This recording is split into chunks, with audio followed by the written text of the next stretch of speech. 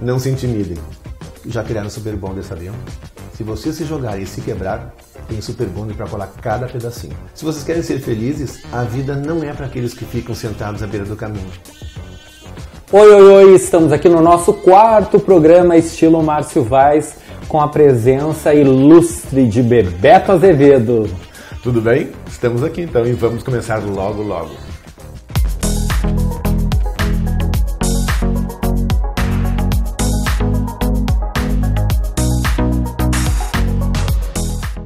E Bebeto Azevedo, como todos sabem, colunista social do Diário de Canoas, ABC Domingo, pediatra, presidente da CORS, que é a Associação de Colunistas Sociais do Rio Grande do Sul, entre tantas outras coisas. É verdade. Quais são essas outras coisas, Bebeto? O que as pessoas não sabem ainda a teu respeito? Eu acho que elas não sabem que eu cozinho. Que eu cozinho, limpo casa, passo roupa, cuido dos meus cachorros, que eu tenho uma vida mundana assim como todos os outros têm. Eu me visto de palhaço e saio por aí assim a fazer algumas coisas com as crianças, de diverti-las, eu acho isso legal. Isso eu ia comentar, Bebeto, que é um trabalho admirável, né? Eu acho que eu nem acho, eu tenho certeza, Marcos, que isso é uma das coisas que eu mais gosto de fazer, né? Eu vejo que atrás do nariz do palhaço cria-se uma outra vida. Né? O nariz do palhaço é tudo, assim, acho que não pode mesmo não ter o nariz. E tu pode ver que hoje a figura do palhaço foi mudando muito, né? Daquela cara totalmente pintada, hoje tem assim, às vezes só um sombreado branco, um bigode, uma sobrancelha mais marcada, enfim, mas invariavelmente o grande nariz vermelho está sempre ali. E eu acho que o nariz vermelho, sim, é a grande marca do palhaço, né? E a gente, atrás disso tudo, pode fazer tantas coisas, né? E eu vejo que tantas pessoas se revelam e se mostram para a figura do palhaço. Eu acho isso muito legal, eu gosto muito. Como é que aconteceu, eu acompanhei, é claro, né? Mas como aconteceu internamente dentro de Bebeto Azevedo essa questão de sempre conviver socialmente, né? Conviver no meio social e de repente ter de assumir o cargo, né? Do grande nome da sociedade, né, do colunismo social e no Rio Grande do Sul também, né, até razão pela qual tu és o presidente da Associação de Colunistas Sociais do Rio Grande do Sul, né? Então, como é que foi isso? Foi um grande desafio? Tu já estava preparado para isso? Nada, Márcio. Isso para mim foi uma grande batalha interna mesmo, sabe? Foi uma grande batalha interna. E isso eu vou te dizer assim, que nessa semana que passou eu ainda trabalhava isso em terapia, né? Dessas escolhas assim que eu faço na vida, né? Claro que todos sabem que eu ocupo hoje o espaço que era do Laney, né? No Diário de Canoas. E isso aconteceu assim lá no finalzinho de 2015, quando o Laney faleceu, 25 de outubro. A partir dali uns 10 dias, eu acho, por ali, o Luciano, que era o diretor do Diário na época, me chamou e queria conversar comigo. E a minha ideia era assim, olha, ele está me chamando porque precisa encerrar um ciclo, né, de trabalho do Laney, e a partir daquele 15 de outubro, quando o Laney foi para o hospital, só eu tive contato com o Laney, ninguém mais teve contato, enfim, porque depois ele foi para a UTI e tudo. E eu imaginei, claro, né, e na verdade a família era Bebeto e Laney, né? Então eu claramente entendi se o Luciano está me chamando para encerrar esse ciclo de Laney e a partir daí entrar alguém. Tanto quando ele me disse, olha, eu sei que é um período muito chato, mas eu quero conversar contigo, isso não tem problema nenhum, porque eu tinha certeza que precisava fazer isso mesmo para alguém assumir a coluna. E aí eu fui lá conversar com ele me falou que isso tudo ele comentou. Mas chegou num determinado momento da conversa, ele me disse, olha, inclusive as pessoas me disseram, assim, a partir daquele domingo, né, lá do 25 de outubro, me disseram que eu que estava nessa situação toda, a minha posição era mais confortável. E eu fiquei escutando, ainda assim, sem entender. Ele disse, olha, porque as pessoas me disseram, tu já tem em casa o substituto do Laney. E eu continuei escutando sem entender, né? Ou talvez não querer entender. Né? E aí ele me disse, não, porque nós conversamos com a direção do grupo, com os outros colegas aqui da redação do Diário, enfim, com algumas outras pessoas, e todos invariavelmente sugeriram o teu nome para seguir. Bom, naquele momento eu caí, né? Caí para trás. Olha, eu disse, Luciano, eu não imaginava isso. Eu imaginei até o momento inicial da nossa conversa, que era um encerramento de um ciclo de trabalho do Laney aqui dentro. Mas não que vocês me convidariam. Eu não sei nem o que te responder, porque eu nem imaginei isso, nem tinha pensado nada disso mesmo, Márcio. Até minha cabeça num outro momento, assim. Sim. E aí eu disse, mas eu tenho que pensar, né? Eu tenho que pensar.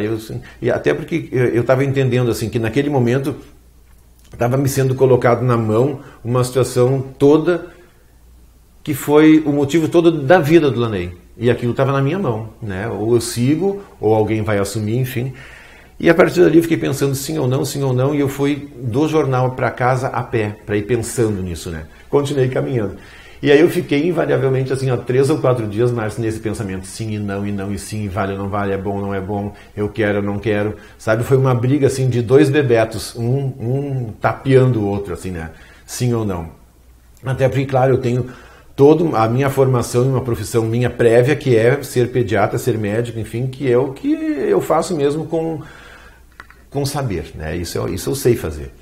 E escrevi, eu ajudei em alguns momentos lá, mas eu não sabia fazer assim, sabe, com toda a arte, a forma de fazer, de conduzir as coisas do Laney, claro que não. Mas eu fiquei pensando, isso é uma coisa que é do Laney, né? E eu invariavelmente penso sempre nisso, né?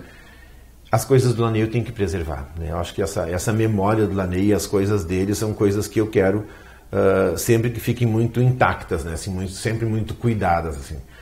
E aí eu disse, não, acho que eu vou aceitar. E aí comecei a pensar no sentido do sim, né? E aí daí liguei para o Luciano e aceitei, né? Só eu pedi para ele assim, que a gente ficasse um tempo sem nome na coluna, para as pessoas poderem desvincular um pouco o Bebeto de Laney. E para essa transição, né? Claro, embora até hoje tem gente que me chama de Laney. Né? E eu sempre digo, e quando as pessoas se dão conta que me chamaram de Laney, claro que as pessoas ficam chateadas, né, Márcia? Elas ficam, meu Deus, né? O que eu fiz, né? Eu disse, não te preocupa de jeito nenhum. Ser confundido ou ser chamado de Laney para mim é um enorme elogio. Pior se vocês me chamassem, né, de uma pessoa que não era legal, sabe, que não é adequada, ou que não é ética, que não imprime coisas legais no seu trabalho. Não, Laney foi sempre uma pessoa super correta e tudo. Então eu tenho maior orgulho quando me confundem com Laney, ou até me chamam de Laney, né? Para mim não tem problema nenhum, né? Nada disso. Até porque para mim, Márcio, o Laney não morreu. O Laney para mim ele continua perto da gente. Daqui a pouco ele vai estar sentado pelo meu lado aqui, né? Eu acho que sim. Eu acho que ele está sempre acompanhando essas coisas, né? O Laney sempre foi uma figura, eu acho que fisicamente não forte, né? O Laney sempre, fisicamente, me pareceu sempre mais fragilizado em função das questões cardíacas, né? Ele tinha um problema cardíaco importantíssimo, né? E grave, e foi isso, e por isso ele faleceu, enfim. Mas eu penso que o Laney tinha uma força no funcionamento dele, no caráter como pessoa, né? Ele tinha uma fortaleza, assim, né? de poder fazer as coisas, de chegar nos lugares e às vezes até uma figura um pouco mais franzina até, mas de uma potencialidade muito grande, né? Isso eu admiro muito, né? Eu acho que isso para mim se mantém vivo no Laney, né? Eu nunca penso no Laney assim como foi. Eu sempre penso que o Laney é uma pessoa legal. E dentro, né, dessa concepção, dessa nova concepção que tu teve que dar para a coluna, no que tu vê de diferente, né, entre o trabalho que o Laney realizava e que tu passou a realizar? Sim. Eu vejo, Márcio, que eu sou mais popular mesmo, né? Eu sou mais do povo, eu sou mais já trabalhei em várias situações vulneráveis, enfim, na minha formação dentro da medicina e da pediatria é com as pessoas mais vulneráveis, né, com favelados no Rio, na época eu trabalhei no Rio, depois periferias, onde as pessoas têm muita dificuldade, enfim, né? Então, isso de alguma forma eu sempre procurava fazer e quando tinha alguma coisa eu sempre levava o Laney, enfim, né? E eu acho que a coluna foi aos poucos se abrindo também para uma camada maior da população, né? Porque eu não entendo que o social, a sociedade, tenha que ser só das pessoas que têm um trabalho melhor, ou que são empresários, ou que têm, sabe, uma renda alta, enfim. Eu vejo que não, acho que o jornal tem que mostrar a vida das pessoas, né? Eu acho que a coluna social é para isso, para mostrar a vida, os fazeres, as coisas legais de cada um, as conquistas de cada um, e que nem sempre estão nas famílias mais ricas, nos lugares mais legais e mais centrais da cidade, enfim. Tem gente lá na pontinha, na periferia, que faz tanta coisa linda, né? Que faz um trabalho tão legal, que gosta tanto do outro, que admira tanto o outro, que ama aquilo que faz e que faz para o bem do outro, mesmo não tendo dinheiro muito para si, nem pensa em ganhar muita coisa, né? Eu acho que esses precisam ser valorizados, sim. E acho não que essas coisas têm que ser multiplicadas. E não social que necessariamente precisa estar ligado a uma coisa mais refinada. Claro que enfim, não. Né? Eu acho que a finalidade do social é isso, né? Eu acho que é para todos, né? É para aqueles, né, que têm mais dinheiro, mais possibilidades, que a vida ofereceu coisas melhores e que desenvolveram coisas mais refinadas na sua vida, com mais qualificadas, enfim. Mas também é para aqueles que estão batalhando e também é para aqueles que nem conseguiram chegar lá, mas que batalham no dia a dia e lutam no dia a dia para ter uma posição melhor. E o que eu acho mais legal, para fazer a vida do outro melhor. Muitas vezes não é nem pensando neles, é pensando no outro, né? Então acho isso, tenho certeza que isso é fundamental assim, para a saúde da sociedade. E a sociedade precisa se ver, né? E nós que estamos aqui mais no centro precisamos conhecer tudo o que acontece na cidade. E a social é para isso, né? O Epifânio, a coluna social é para mostrar as coisas mais legais da cidade. A gente não fala que fulano matou não sei quem, fulano não sei o quê. A gente sabe de tudo isso, claro, a gente não é omisso a isso. A gente tem posicionamentos, né, políticos, sociais, e tem opinião, tem todas as coisas. Mas não é disso que se alimenta a coluna social. Ela se alimenta das coisas legais das pessoas, das coisas, né, bonitas que elas fazem, dos vitoriosos, independente de onde estejam esses vitoriosos. E nós temos que mostrá-los todos. Nós estamos falando, além de estarmos aqui nesse encontro com o Coluna Social, nós também estamos falando com o médico, pediatra, enfim, no aspecto mais psicológico, tá? Na questão de temperamento, comportamento, personalidade. Onde é que está a grande doença da sociedade como um todo? Falo sociedade brasileira, né? Sim. Eu acho que está nos sentimentos das pessoas, Márcio. Sem dúvida, né? Eu acho que hoje nós não temos, pensando nas crianças, nós não temos cuidadores dessas crianças. Os pais estão completamente omissos. Eles não estão fazendo o seu papel genuíno de pais, né? Colocar o limite, mostrar qual é o caminho, isso é o certo, esse é o errado, isso sim, isso não, isso se faz, isso não se faz, né? Os horários. Então, eu fico muito chateado assim quando eu estou atendendo alguma criança e vem a pergunta assim: ele não pode ficar essa semana em casa e não ir na aula? Isso para mim é quase como um tiro. Assim. Eu fico pensando sempre, não, ele só não vai na aula se fosse uma coisa muito grave, está com uma pneumonia, com uma doença importante, ok, daí não vai nesses dias. Mas a criança está resfriada, ele não pode ficar em casa essa semana? Claro que não, ele tem que ir para a aula, né? E isso tudo, eu penso, Márcio, que a sociedade vai mudar à medida que nós mudarmos ou que atuarmos melhor na vida das crianças. Né? Porque é ali que se forma, a gente se forma ali. Eu hoje tenho toda essa possibilidade assim, de permear e andar por vários lugares, enfim, de entender os horários, eu procuro não me atrasar nos lugares, eu procuro ser adequado com as pessoas, eu procuro ser afetivo, carinhoso e oferecer o que eu tenho de legal para o outro e tudo. Eu aprendi isso com meu pai e minha mãe, claro, né? E essa coisa de ir nos lugares, por exemplo, eu sou de Santo Ângelo, eu morava assim, num lugar muito longe, eu estudei sempre em escola pública, em colégio estadual, morava muito longe, assim, 25, 30 minutos da escola. E eu ia a pé. Nos dias mais frios, a minha mãe botava dentro do meu sapato, que tinha aqueles pelinhos de lã para esquentar, ela ainda forrava o sapato de jornal, que é para a umidade não passar e esquentar o pé. Eu ia com o sapato forrado de jornal para o colégio, mas eu ia a pé, eu não ia nunca, sabe assim, a não ser que tivesse caindo um temporal assim, tipo, sabe, para arrasar quarteirão. Ainda assim ela me levava, mas eu não ficava em casa no temporal, porque assim, quem sabe se cair a escola. Ninguém disse, se cair a escola, tu vai estar lá e vai se salvar, né? Deve ser isso que ela pensava, eu acho. Porque eu nunca, não tinha essas permissões assim. Eu acho que isso faz falta. Eu acho que sabe, esses limites, essa adequação de orientação para as pessoas faz falta. E isso sendo feito, claro, com muito carinho, com muito amor, com muito afeto. Eu não me lembro nunca do meu pai e da minha mãe ter me batido. Sabe, eu nunca apanhei. Eu me lembro sempre da sobrancelha. Minha mãe tem uma sobrancelha e fala assim, ó, tchoim. Quando a sobrancelha sobe, bom, sai correndo, né, porque vem bomba ali. Então a gente sabe destas coisas, desses funcionamentos, né. O meu pai, por exemplo, nunca levantou a voz, nunca nada. Ele conversava com a gente. E a gente entendia quando ele falava. Que era um tom sério, forte, de comprometer. E pronto, e acabou. Não tinha segundo momento, não tinha tentativas. Nada, ele falou, tá falado e a gente cumpria. Bebeto. Diga. Em sociedade, quem é chato? Quem é chato é aquele que é chato em todo lugar, Márcio. É aquele que quer aparecer e não tem condições, é aquele que não pode e quer. Esse é o chato, né? Esse é o chato que fica, sabe, meio pulando, meio querendo se aproximar, enfim, e que não tem nada para mostrar. Né? Esse é o chato. E como o Bebeto faz para, né, contornar essa situação? Como é que se livra dessa pessoa que é chata e inoportuna? Sendo, acho que, o mais tranquilo possível, né? Tranquilo, eu penso que sim, tranquilo. Oi, converso, enfim, bato um papo, blá, mas não fotografo, né? Não tem um porquê assim, né? Ou então tem aquelas pessoas também assim que são figurinhas carimbadas, estão sempre.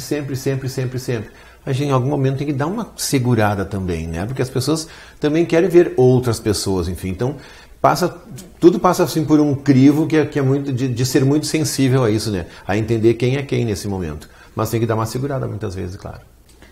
Bebeto Azevedo, presidente da Cors. Quem é, dentro desse universo tão amplo, né, da sociedade gaúcha, quem são as grandes referências para Bebeto Azevedo?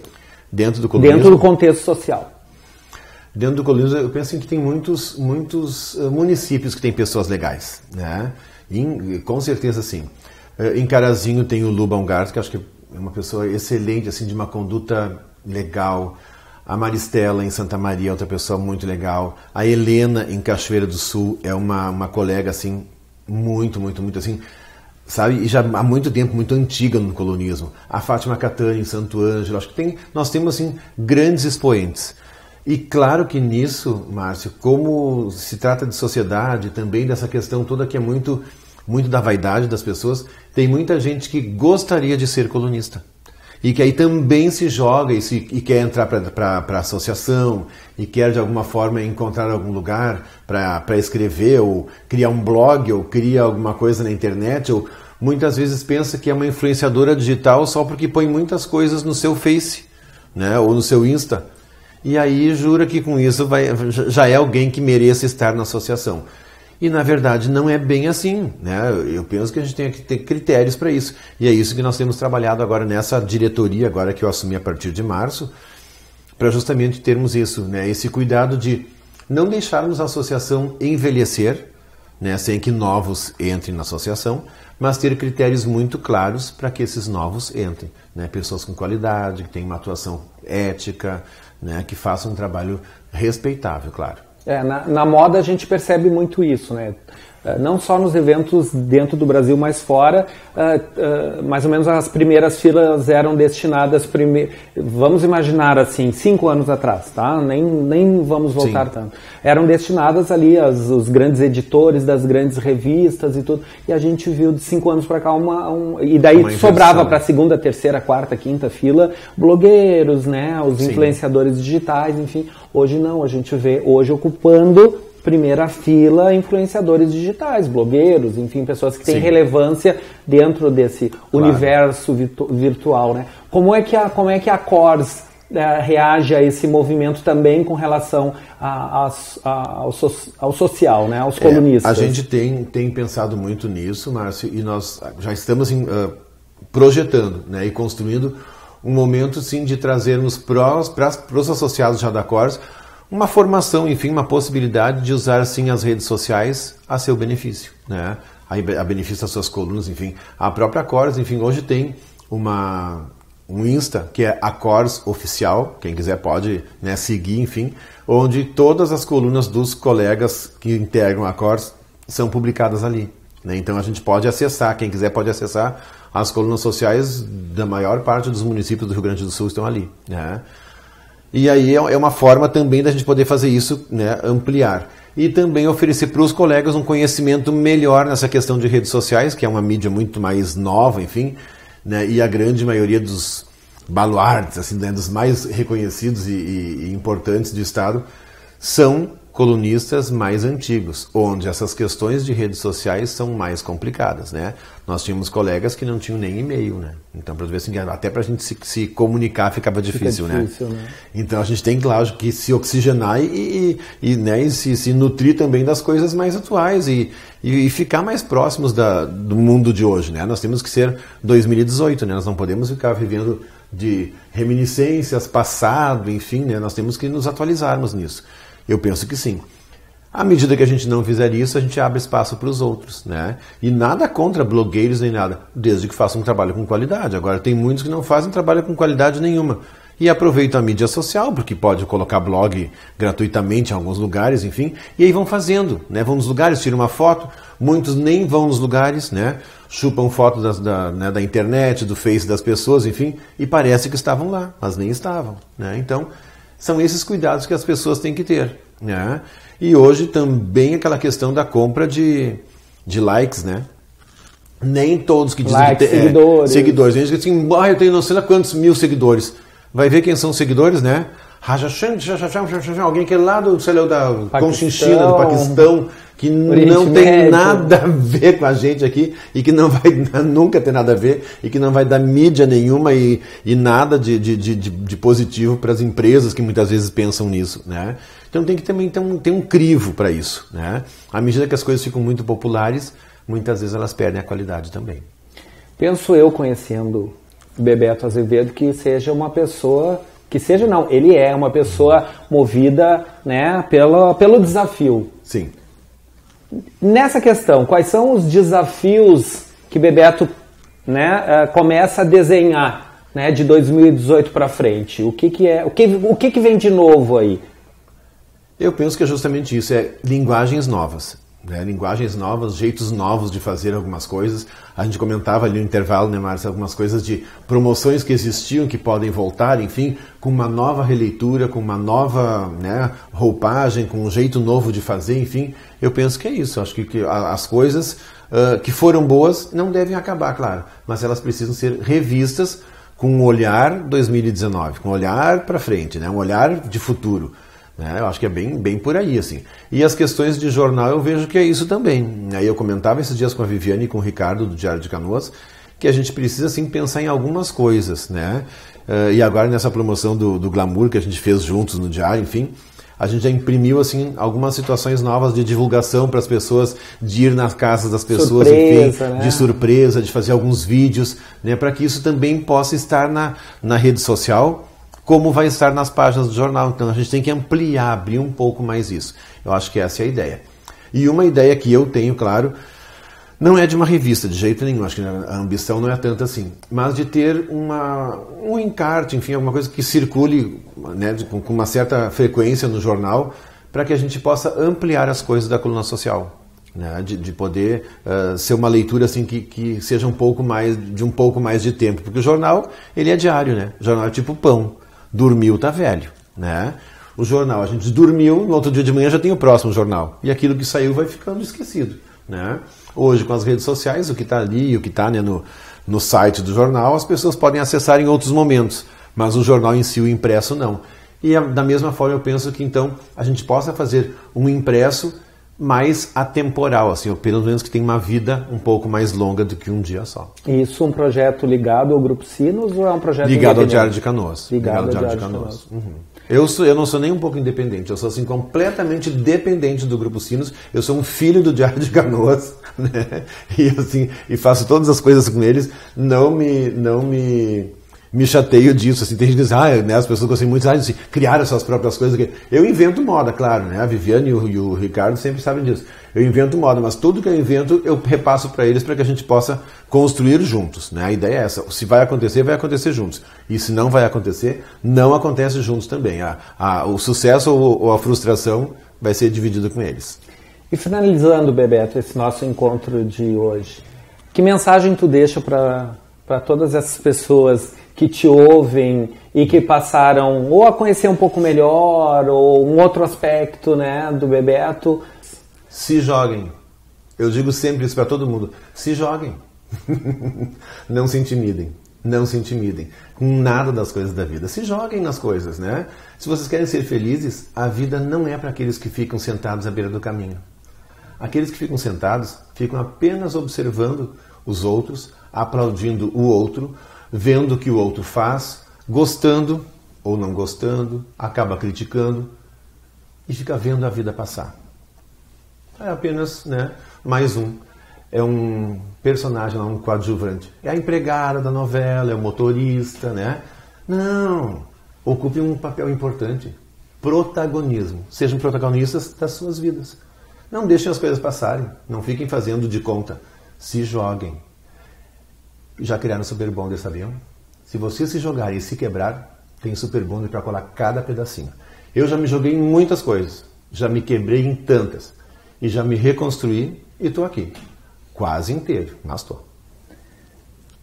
Uma grande presença nesse nosso encontro. Agradeço pela tua participação, Bebeto.